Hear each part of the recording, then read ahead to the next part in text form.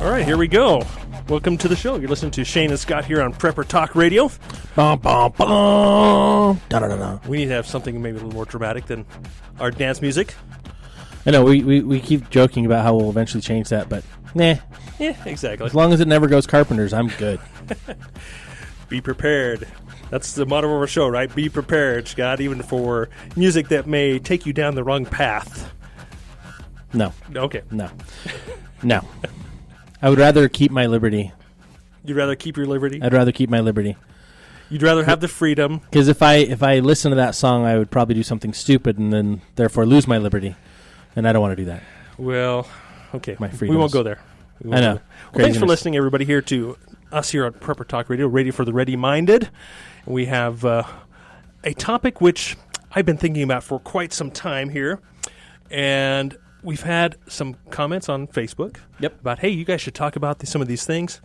And my mic is shorting out here. Not my mic, my headphones. Your headphones. So I'm just going to drop that.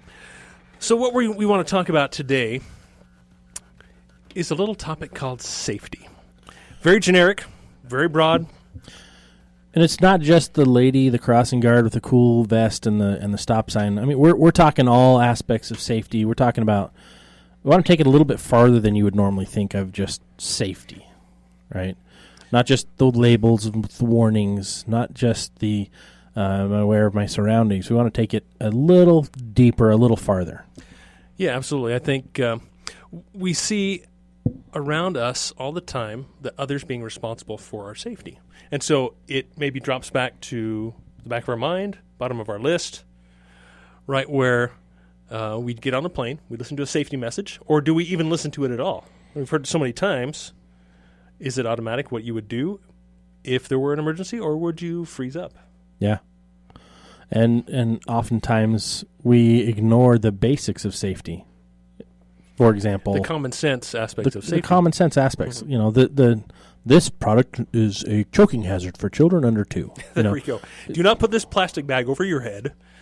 Yeah, you may suffocate. This is a suffocation hazard if you place bag over your head. This garbage bag is not a good place to hide in. What? Climbing inside an old fridge or freezer that locks on itself? Bad idea. What? Yeah, I think maybe we're a little overwhelmed sometimes with those types of messages that we just ignore them and don't have that common sense anymore for safety.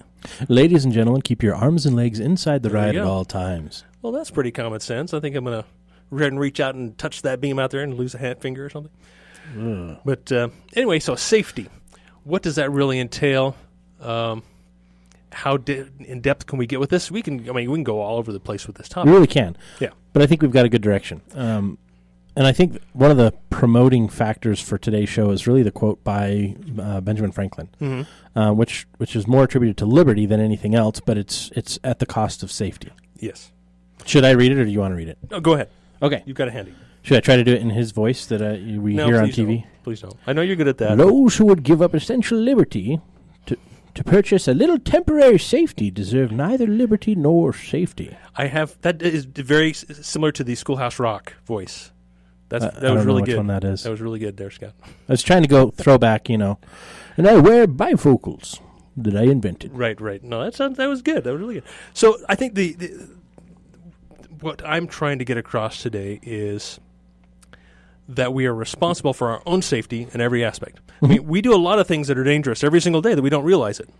Driving down the highway. Driving down the road itself is pretty that's dangerous. Why there's a lot of laws and stuff, and our politicians feel like they have to justify creating more laws to keep us more safe, right?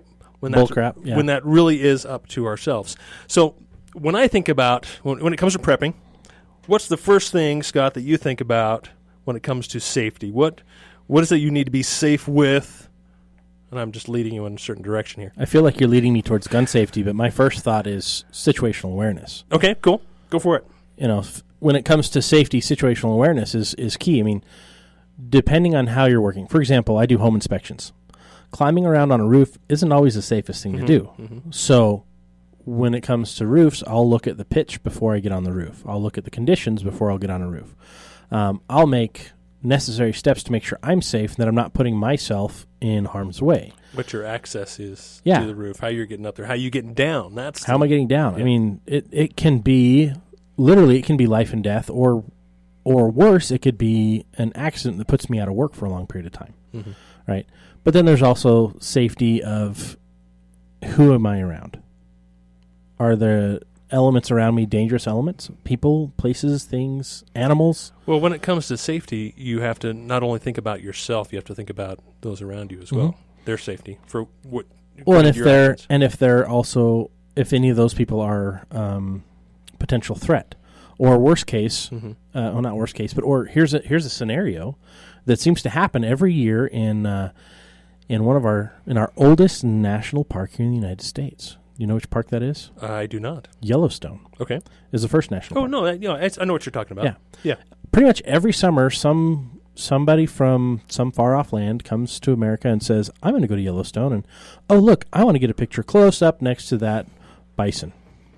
And then they get attacked. Or, I'm going to put a little tiny animal that is from the wild in my car because it looks cold.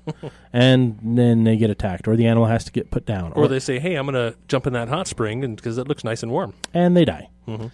So it comes back to, if you don't know what's safe or not where you are, you probably shouldn't be there. And one thing that really came to my mind as I was putting together my thoughts for this topic is that as I research, I realized, okay, I know all this stuff. I know this stuff, but hearing it actually verbalized or written really makes it more cement in your brain. You're like, okay, that's common sense to me. I haven't ever heard anybody ever say it, but that's makes sense, right? Right. So that's some of the stuff I want to talk about today. Is let's verbalize some of these things. Like when you say, okay, the first thing you think about is situational awareness, right? That's when it comes to safety. Yeah, absolutely. As you're driving down the road, that's a pretty complex situation. You've got a lot of moving vehicles. You need to keep track of people behind you, people to the right of you, in front of you. That's quite the situation. And to the left of you. Well, can't forget the left as well. Did I not say left? You Left said and to the right of you and in front of you and behind you. I guess I'm usually in the HOV lane, so. Oh, okay. So you got to watch out for that barrier. It could jump. That's right. That can come up pretty quick. So what I wanted to point out is that these things might be common sense to you, but hopefully it doesn't offend you that we're saying some pretty common sense stuff, right? Okay, so you think situational awareness. My first thought was knife safety, right? Oh, I thought you were going gun safety, but yes, knife safety. No, knife came number one. Okay. And gun is down the road. But I think, I didn't really want to go too far down the gun safety road today, when we definitely can, and we might. But there are so many other aspects that I wanted to try to get in. So knife safety in particular, okay, preppers, we love tools. We need to have tools, which means, there's always a possibility for injury, especially in a critical situation. We are maybe hypersensitive to danger in a critical situation, right? I know when I'm dropping into a cave, my brain is hypersensitive and hyper-aware to my surroundings, falling rocks, everybody's geared up properly, where's the rope going? Is it going over a sharp edge? How is everything? Your brother is an amazing rigger of ropes, and we should have him on sometime. But those are the kind of things that go through my mind in that particular situation, right? It's hypersensitive to that situation. So with having a knife in your pocket or a knife as a tool you use every day, you don't necessarily think about working safely with it. Okay. Especially you got knives in your kitchen, right? I mean, they're just commonplace, right? It brings up a really good point. I mean, people who don't use a specific tool frequently aren't familiar with the safety of it. But also people who use it so frequently, they might get lazy to the safety of it, right? The simplest rule about knife safety is the safest knife is your sharpest knife. The sharper the knife, the safer. And it sounds counterintuitive, but the simplicity of when you have a dull knife, you're using awkward, full pressure, twisting, and movements that aren't correct for the knife blade, which can slip, can cut, can lose a finger, can end up in your thigh. I mean, there's a million ways that you can hurt yourself with a dull knife. With a because dull knife. You're not using it properly. And, you're trying to force it. It may slip and so forth. So, that's, I think, number one right there is a safe tool. A sharp tool, whether it be an axe or a knife or whatever, is a safe tool. Like an axe, for example. As you swing an axe, if it's sharp, it's going to bite into the tree. If it's not, it could skip out of the tree and then hit someone else or you, or especially if you're not swinging it in the proper direction. So, absolutely, having a nice sharp tool not only makes your work easier, but it's safer. So, and I think we've probably all heard that's probably a common sense one, but not something we would think of all the time. Okay, what else with knives? What else jumps to your mind when it comes to knife safety? And I'm quizzing you, but so really the handling of it, right? Number one, always have it sheathed when you're not using it, or out of the way. One of the funny things is I'm a scoutmaster, and in scouts we do the tote and chip. Yeah, exactly. But everyone ignores it very quickly as soon as they as soon as they have it. As soon as they have it, they're like, "Hey, I got it. I'm done. I'm gone." And just a couple weeks ago, we were camping, and a scout reached for my knife while I was carving with it. And I was like, whoa, what are you doing? And he's like, what? I just wanted to see it. And I'm like, it's in my hands. I'm cutting with it. Are you dumb? Yeah, just not common sense. Like, where's your brain? So what is the proper procedure when passing a knife off to someone else?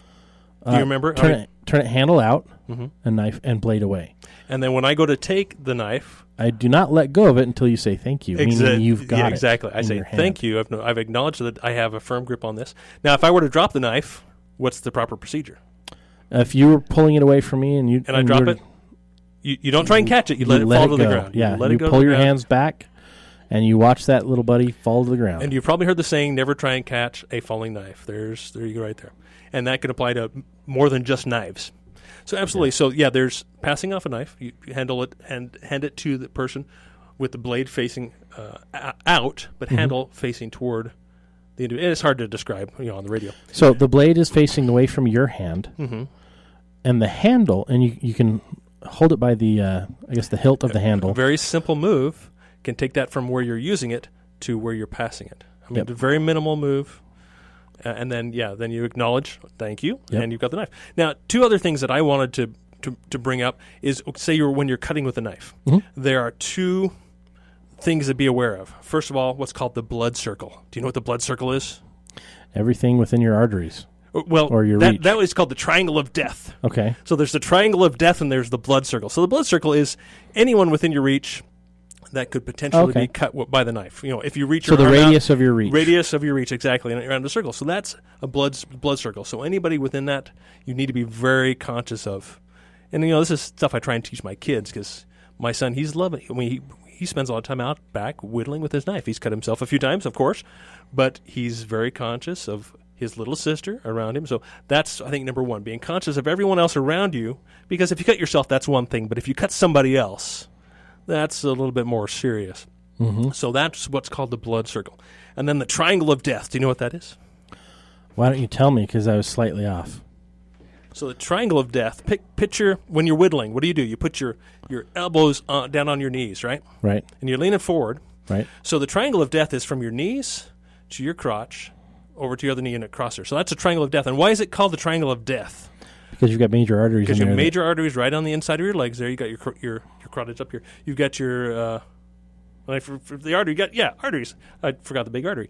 You've got in your leg there, and so when you're whittling, when you're cutting, you make sure that nothing is done within that area of your body that you could cut yourself, and even a small cut, you could bleed to death from really quickly. Absolutely. Okay, so that's the triangle of death. So it's kind of nice to put a name to it. So that you can, when you're there whittling, you realize, oh, okay. And I remember as a scout, I had a friend who was whittling, and he went right into his leg. He got a lot of stitches, and he was probably 12 or 14, I remember. But he was definitely didn't have his totem chip, obviously, right? And that'll definitely mess up your summer, right? Yeah, right at scout camp, had to get stitches.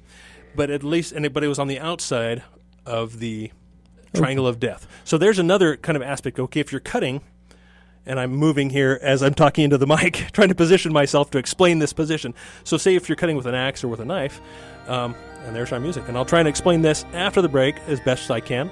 Perfect. Thanks for listening here at Prepper Talk Radio, radio for the ready-minded, and we'll catch you guys after the break. Okay, we're back. Thanks for listening here to Prepper Talk Radio. We are talking about safety today in particular, a pretty broad topic. But I wanted to, in particular, bring to your minds that we are responsible for our own safety, and nobody else is, and we shouldn't put our safety on anyone else. And so we were talking a little bit about knife safety. Yep. Because, it's an essential tool as a prepper, really in everyday life. I mean, we use knives all the time. So there's a proper way. For cooking, we use them. And part of that is with knife safety. I mean, there's the safety of keeping it clean, storing it properly. Mm-hmm. But let's go back to usage. And in most survival scenarios or prepper type of scenarios, you're going to use it a lot for carving. Mm-hmm. And then also for kind of the psychological advantage of having a knife is you can use it for wood carving fun things too, as well as cross-cutting things for shelters and I mean there's a number of ways you can use a knife, but in every way you're going to be cutting something, right? You're using it and you've got a sharp blade. So what is the best way to do that, Shane? Well, it's obviously, I think I think what you're referring to is when you're cutting, your cutting stroke is away from you. It's not coming towards you. Mm-hmm. In some situations, it may feel like, I could better if I were to pull my knife blade toward me. I can do this function a little bit easier, right? But what ends up happening, especially if you don't have a sharp knife, it's slide toward you, and you can not just cut your hand, but do even worse damage. So yeah, always cutting away from you, being aware of the blood circle around you. Mm-hmm. And the triangle of death. And the triangle of death. I love those terms. I know. I feel like there should be another one. You can come up with it and let us know. I'll think. I'm going to think on it. And then also, if you do need to compromise something like cutting with an axe, if you're cutting close to your body with like a hatchet, you can turn yourself away, turn that triangle of death away from the cutting area where you're chopping. And if anything were to happen to the outside of your thighs and not on the inside where all your arteries are, so say you're chopping a small log on a stump, you would turn away from that, orient the outside of your body toward that action, and chop. Mm-hmm. And same also, say you've taken a tree down, and you're cutting the limbs off. As you're cutting the limbs, when you cut the limbs, you're cutting on the opposite side of the tree. So you're standing on one side of the tree, and you're cutting the limbs on the opposite side of the tree, right? So you've got that tree between you, right. And that action is leading the sharp blade away from you. Same thing with using a chainsaw. I mean, it's the same principle. Yeah, no, absolutely, right? Yeah. And so making sure that you've got something between you and what's being processed, mm-hmm. right, as shield of safety. Mm-hmm. There you go. There's your term. And so also, there's, of course, a difference between using a long axe and a shorter axe. A shorter axe is more dangerous to use. Mm-hmm. So say if you're standing and trying to chop wood and you've got a short axe and you're swinging, you miss your target, that axe is going to come toward you rapidly. More, it's not going to hit the ground. Say a longer axe is more likely going to hit the ground first, where a shorter axe or hatchet is more likely going to hit you than the ground. So keep that in mind when you're chopping with shorter axes versus longer axes. A longer axe is going to be safer than a short axe. And, of course, it just all takes practice as well. And having that knowledge, knowing how to swing that axe, and having a sharp axe as well. So my son and I had a fun – we cut down a tree in our yard and I taught him how to swing an axe. And now he said, Dad, when are we going to cut down some more trees? He had a good time of it. So, okay, what should we talk about next after blade safety? Well, we could go the route of gun safety. Let's save that one for a whole other day. Okay. And bring in someone with us. I think really what it's going to come down to next is just the basics of survival safety. Kind of the survival safety rules of. Okay. Yeah. Pandemic. Let's touch on those. Let's talk about. I mean, let's stay away from the emergency rule of threes because everyone. Okay. The survival rules of those are covered a lot, right? Mm-hmm. But I want to talk about do you have the right equipment? Do you have the right gear? And do you know how to use it? And do you practice it enough to be successful? And let me touch on that real quick, if you don't mind. We have the survival rules of three, which are air, shelter, water, food. But I think one we don't think about enough is safety.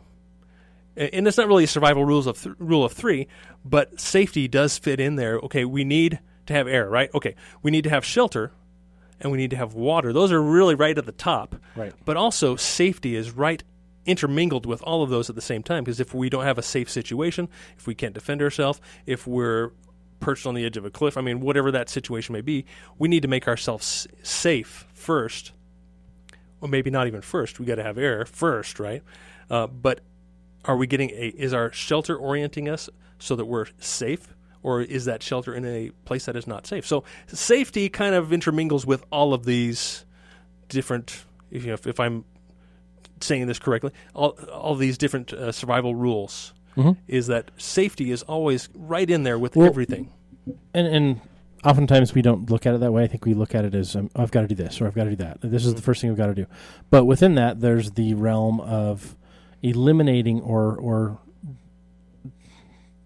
reducing the possibility of further problems down the road, right? We're trying to reduce everything and anything that can cause us a problem. That can go wrong or... Right, I'm I'm losing the word that I'm looking for here, but the whole idea is to reduce your chances of a further problem. You build your shelter in a certain place. Like, for example, you don't build your shelter underneath a deadfall tree that could fall at any time, right? That's you're increasing your chances of a disaster. And you don't build it on a ridge. Yeah, you're at a high spot for lightning or high winds or whatever. Absolutely. And you don't build it in a low spot where water can collect. Absolutely. And if you watch the TV show Alone, you see that oftentimes all of those things happen. Someone builds it under a deadfall. Someone builds it in a place that's low and the water fills it in. I mean, we see that over and over. Even experts make mistakes. So, yes, you're bound to make mistakes in all the things you do survival-wise, but you also need to take a little time to offset those, to mediate the damages so that it doesn't make it a bigger problem in the future, that it takes away some of those problems, right? That safety of shield, so to speak. And I think as we become parents, we are one of our immediate first things we think of is the safety of our kids and whatever they're doing. They're jumping on the trampoline. My son, just talking about my son a lot today, he just sprained his foot, and so he's out of commission. He's in a brace. Safety is always something that's on all our mind. Like we go to the swimming pool. We got to make sure our kids are safe, right? So I think if our mind is oriented towards safety, we're going to see it. You're going to see a lot more. You're going to be able to see all these variables pop up, and kind of like kind of a lame example here, but like on the Lego movie, right?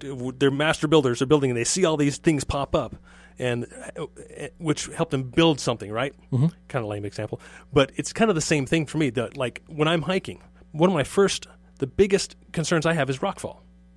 When we're in a canyon or whatever. So my ears are attuned to all the different noises out there. So if I hear rockfall, I'm immediately looking towards that because I've had some rough experiences with rockfall. And so depending on your situation and your experience and your tools and what you're doing in the moment, safety is almost always, for me, right at the very top, even right next to being able to breathe. Yeah, paramount above shelter even is having that safety. Well, it goes back to awareness. But then it also goes back to understanding how to use what you have, understanding how to use your tools. And your mind is your greatest tool. It's your greatest asset. I think far too often, we'll go out and we'll buy a bug-out bag, and I say we as in just kind of the general population of trying to be better prepared, right?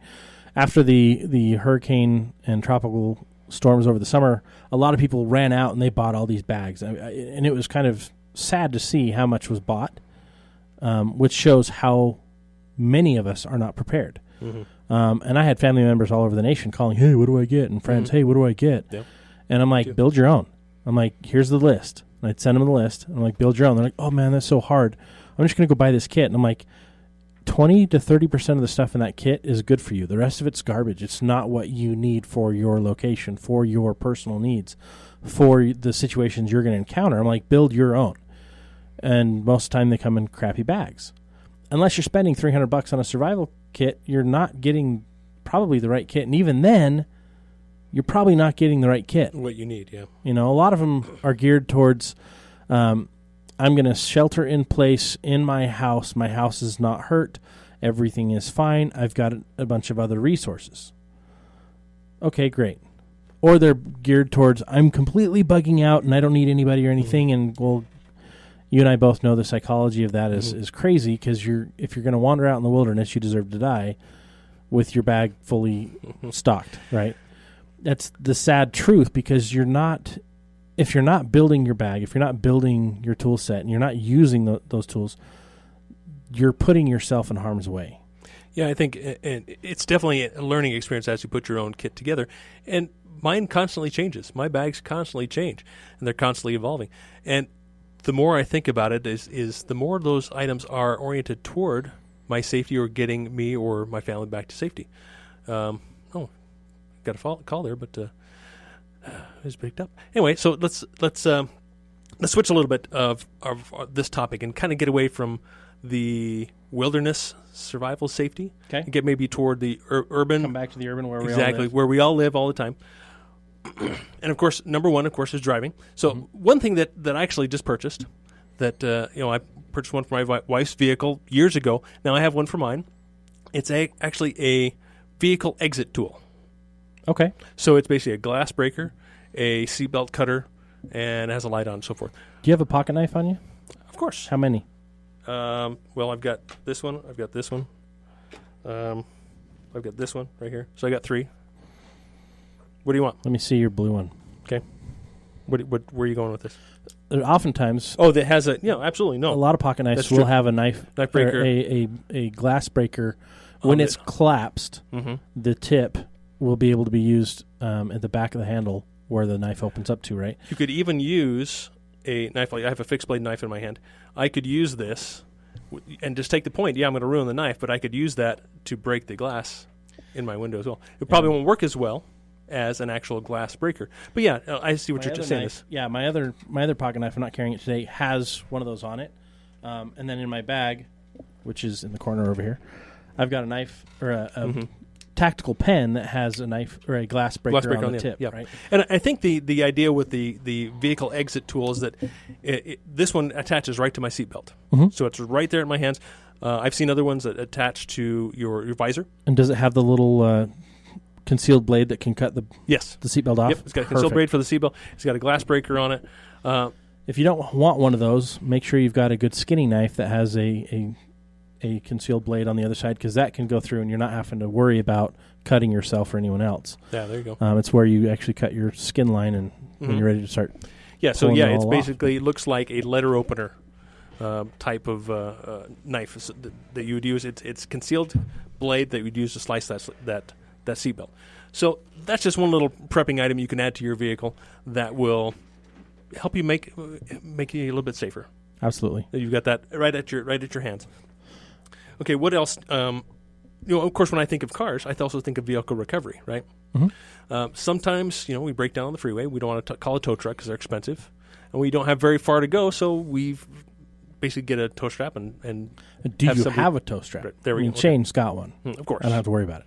Of course. I've got different types of straps. Do I have a tow strap? No, I don't. Do I have rope? Yes, I do. Is it strong enough to do the job that it may be needed for? Maybe, maybe not. Depends on the vehicles. So, yeah, there's a couple different aspects of vehicle recovery, whether you're off-road or whether you're on-road. You just need to get your vehicle off the road, get it off the freeway, get it to a shop. And are definitely proper techniques in towing a car safely.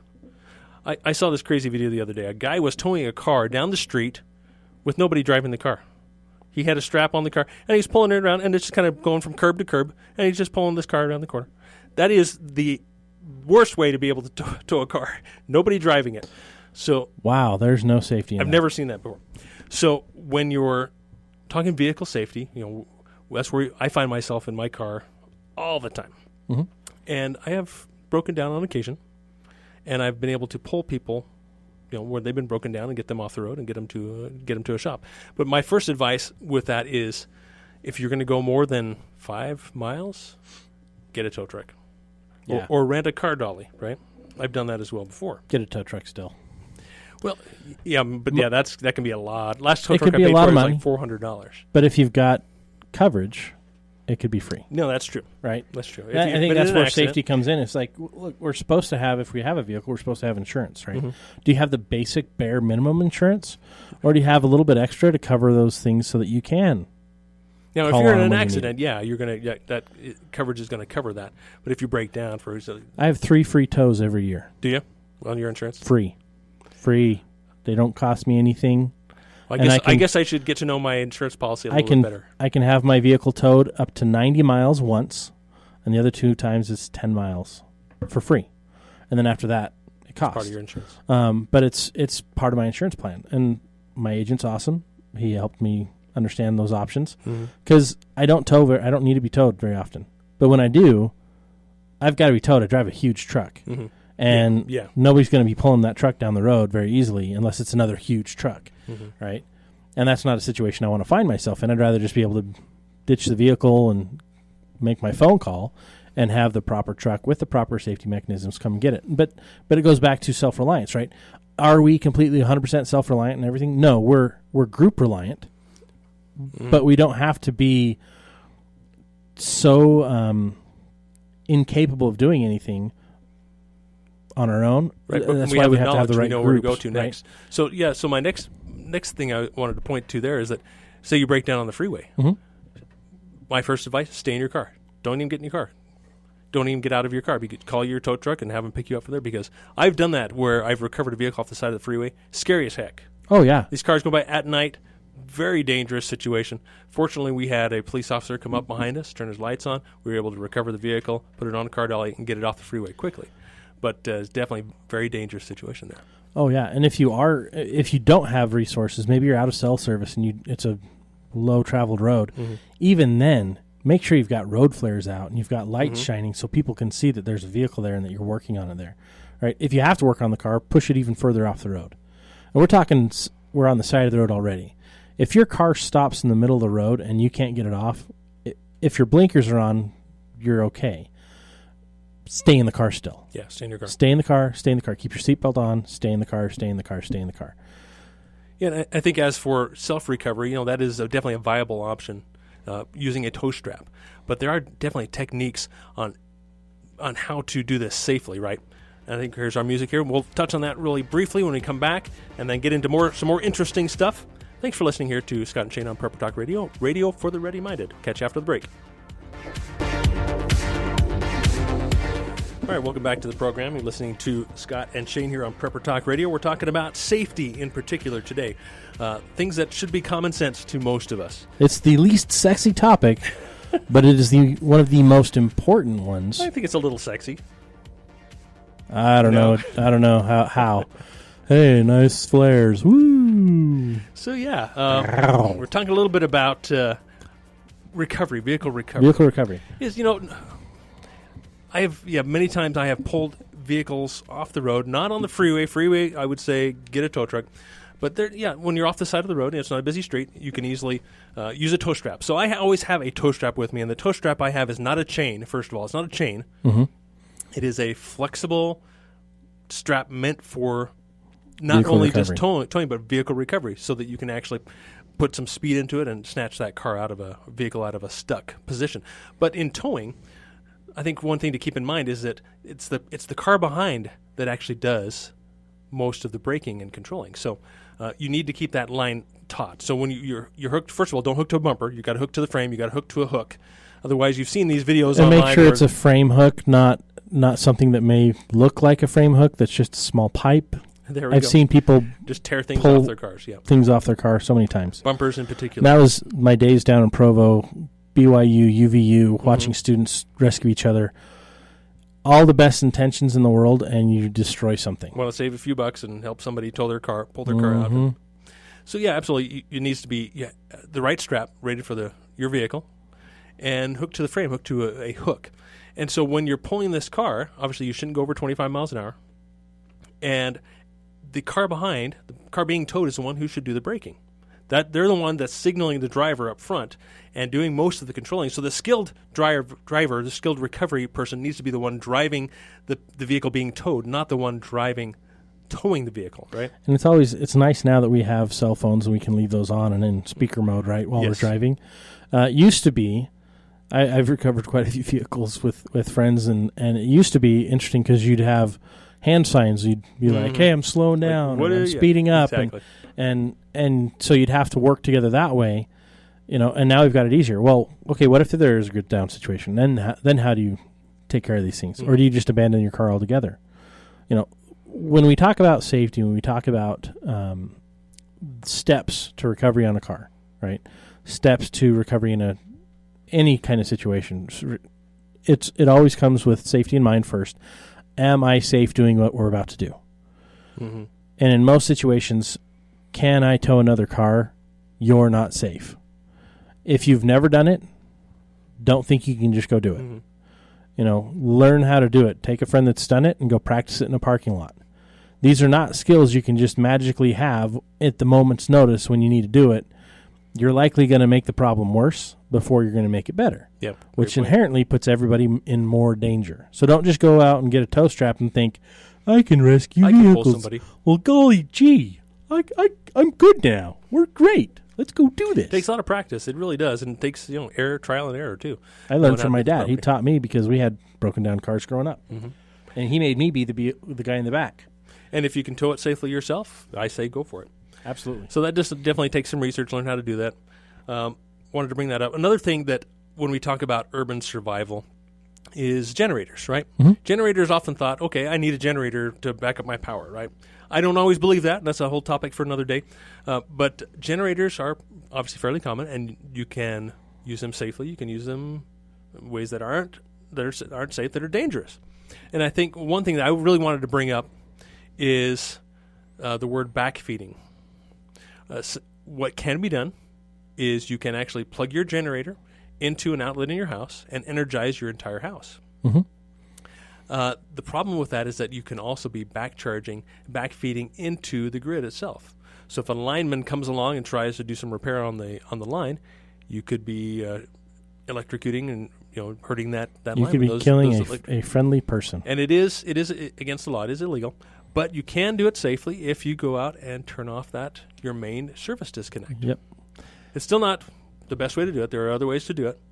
But with generator safety, that's the main thing I wanted to point out with generator safety. Of course, generators need to be operated outdoors. Carbon monoxide can fill an enclosed area very quickly. So you want it operated outdoors. That's common sense. But this backfeeding issue can't even happen. If you're energizing even the circuits in your house and you've got a lot of volts, a lot of amps going in there, it could be backfeeding into the grid. So just go out and turn that main disconnect off just to be safe. That's a great point. I hadn't even thought of that. Most of the time when we use a generator, we're not going to be plugging into our house. Most people don't, right? Mm. That's kind of the standard practice. Or even a garage. But make sure that you're not running your generator in your house or in an enclosed area. I mean, there's a lot of different things you want to make sure you're doing for safety, but also how often are you testing your generator and running it? Exercising it. Are you cleaning it out? And are you properly maintaining it?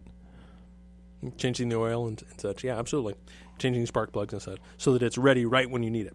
So I just wanted to point that part out in particular. There's a lot of other things. You can very easily shock yourself and electrocute yourself with your generator as well. So absolutely, definitely know how to use your generator and follow the instruction manual. That's kind of a lame advertisement. Do what the manual says. Well, there's a reason why the engineers got together and put together that manual, though, so that we know how to maintain it. So they don't get sued. Even though things don't last as long as they used to. A generator built 50 years ago versus a generator built yesterday. Mm-hmm. The 50-year-old one is probably going to last a lot longer if maintained than the new one if maintained, because things were built to last. Mm-hmm. Back in our grandparents' day, whereas now they're built to get you long enough so that you want to buy another one. Mm-hmm. Oh, yeah, I got to replace my generator. That one lasted a little bit longer than the others. I'll buy it again. The problem is anything that we buy now, if we're not buying quality, we're buying something that we're going to have to replace. It's and how often do we have to replace, right? And if you can build something, shoot, all the better, as long as you're taking smart safety precautions. There are solar generator systems that are designed to plug right into your home, but again, take care of that main service disconnect, get that out so that you're not backfeeding that line. Mm-hmm. Absolutely. Another item I wanted to bring up, and I'm kind of leading the conversation here, is one thing we talk about, part of my EDC is having an N95 mask. Mm-hmm. Now you think, okay, what concerns could I possibly have with safety concern with an N95 mask, or on the other side, it's called a respirator. And now there's a lot of different types of respirators. Mm-hmm. You've got your dual filter systems. You've got your single filter systems. Full face mask. You've got a full face mask or just your nose and mouth mask, right? Mm-hmm. Well, now, I have a beard, and you've got a short beard. Mm-hmm. I can't wear a standard short face mask respirator and have a complete seal. Mm-hmm. It's not physically possible. I can wear a full headgear system mm-hmm. that cinches around my neck, but you have to have those custom fitted and make sure that they're the right ones. Mm-hmm. But even then, it's hard to really guarantee it's going to be a perfect fit and that it's going to filter what you need to filter because it's going to get in around the edges because of my big burly beard. So you should really keep a razor with that respirator. I've got a razor in my car just in case I need it, and I've got a dual filter respirator in my car. So a beard is a safety hazard. Beard is a safety hazard, and I've got a full face mask respirator in the car. Again, hair is the issue. So how tight can it get? It gets really tight around my forehead and down around the front of my face, but it cinches behind my head. But again, my beard is where there's an issue. Yep. So what do I do? Well, my scenario is this. I've got duct tape, and I've got a plastic bag. And now you're probably thinking, Scott, you're a moron, but this works really well. Don't put plastic over your head, Scott. You don't put plastic over your head, but you do. I tape it around the top of my mask and around under my chin and then around my neck so it's tight. And so that then creates a full head mask, and my mask works. It's sealed. Better than I would be without it. But I've still got my respirator. I'm breathing through that. I'm not breathing into a bag. Yeah, and I think with the respirator, another thing I wanted to make clear is that, yes, you can go down to your local hardware store and buy a respirator for, say, when you're spray painting or whatever might necessitate a respirator. A respirator can be much more, you can use it for a lot more things than just painting or sanding or whatever. But the thing with a respirator that we need to understand is that they need to be fit tested, or they should be fit tested, and you should also have a pulmonary test to make sure that you can breathe properly through that, because you could be breathing in that and not have the lung function or the lung power to be able to breathe through that properly, get enough oxygen, and then you could pass out and become injured. So I think that's one discussion I had with a listener once on Facebook, is that you are showing, okay, I have a respirator, I have these N95 masks, but do people really understand the inherent risks that come with these devices? They're not just, yes, they're to help ensure our safety in an emergency. That's what the N95 mask is for, or respirator's for. But if you're not using it properly, if your body cannot handle that, there we go, there's a nice one. So I just showed Shane a safety hood suit. bib assembly mask, which gives you the full... So it goes over your shoulders. Goes over your shoulders, down to your torso, and it actually has a respirator that you carry on you that hangs out behind your back so that it's behind you out of the way, and you've got a full clear mask. Yeah, that's some serious $700 later, you got a lot of cool stuff. Whereas you can pick up a respirator for, I don't know, $50 to $100. A really good one. And most filters, you got to look at the filter life too. How long will they last in use? And even in storage, they expire as well. But just keep in mind that if you have any health concerns, if you're older in age, you should go and have this mask not only fit tested, but also your pulmonary response tested, so that, and it's probably the wrong term there, but tested so that you can wear that mask under stressful situation. And you can do that at any WorkMed, and maybe even most Instacares. I don't know about Instacares, but WorkMeds in particular will do that testing for you. What else do we bring up before we run out of time here? We only got a couple of minutes left. What do you think, Scott? Well, when it comes to safety, I think it just all kind of comes back to keeping an eye on the people that you're with and keeping an eye on the things that you're doing. It's just, it always comes back to situational awareness. Focus is key in anything that you're doing. When you're not focusing on what you're doing, that's when problems arise. When you're not paying attention with a knife in the kitchen while you're cooking, that's when you lose the tip of your finger. Case in point, I did that as a kid. When you're not paying attention to peeling the carrots correctly and you lose a slice of thumb, pay attention to what you're doing, especially if it's a semi-dangerous or dangerous tool that you're using. All the time, I do home inspections. All the time, I make sure that I use a probe system to make sure that there's power off in an area that I need to get into that's dangerous, and that there's no pooling water, because there could be another lead line of electricity into there, and so I've got to be aware of those things, right? Same thing goes for our daily actions. If there is a crazy wild driver on the road, should you continue to speed to keep up with traffic, or would you be safer to maybe just slow down and let him get 4 or 5 miles ahead of you? Another thing that comes up to my mind is, I work on construction sites on a regular basis. So the word PPE, personal protective protection equipment, which means, safety glasses, gloves, the proper boots, proper clothing, are all part of of what is essential just to be on site, what you need to be on site. How many times have I seen somebody using a grinder with no eye protection Or on ear it? protection. Yeah, or ear protection. What, I didn't hear you? What? Oh, yeah, ear protection. Yeah.